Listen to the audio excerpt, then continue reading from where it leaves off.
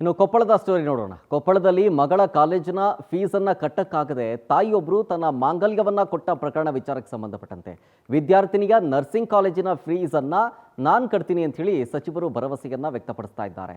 Fees ಕಟ್ಟೋದಕ್ಕೆ ಕಾಲೇಜಿನಲ್ಲಿಯೇ ಮಾಂಗಲ್ಯವನ್ನ ಇಟ್ಟು ಬಂದಿದ್ರು ಆ ತಾಯಿ. ಈ ವಿಚಾರ ಎಲ್ಲೆಡೆ ಸುದ್ದಿ ಆಗ್ತಾ ಇದ್ದಂತೆ ಆ ಕಾಲೇಜು ಆಡಳಿತ ಮಂಡಳಿ ಮಾಂಗಲ್ಯ ಸರವನ್ನು ವಾಪಸ್ ಕೊಟ್ಟಿರ್ತಾರೆ.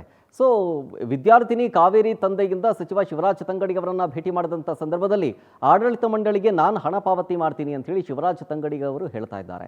ವಿದ್ಯಾರ್ಥಿನಿ ಶಿಕ್ಷಣ ನೀಡೋದಕ್ಕೆ ಸೂಚಿಸಿದ್ದಾರೆ ಸಚಿವ ಶಿವರಾಜ್ ತಂಗಡಿಗೆ ಅವರು.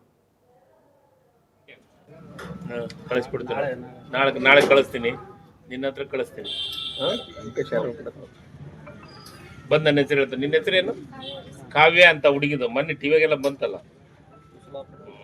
ಕಳಿಸಿ. ಅದು ಏನೈತೆ ನಾ ಕೊಡ್ತೀನಿ ಅಂತ. ಬೇರೆ ಬೇರೆ ಕಡೆ ಏನೋ ನಿನಗೆ ಸಮಸ್ಯೆ ಆಗತ್ತಾ? ಇಲ್ಲಿ ನಿಯರ್ ಬೈ ಆಗತ್ತಾ? ಅವನೇನು ಕನ್ಸಲ್ಟ್ ಮಾಡ್ತಾನೆ. ಹಾಸ್ಟೆಲ್ ನಮ್ಮ ಹಾಸ್ಟೆಲ್ದಾಗ ಸೇರಿಸ್ತೀನಿ ಅಂತ. ನಿನಗೆ ಎಷ್ಟು ಸಾಧ್ಯ ಆಗುತ್ತೆ ಅಷ್ಟು ನಾನು ಕಟ್ಟಿ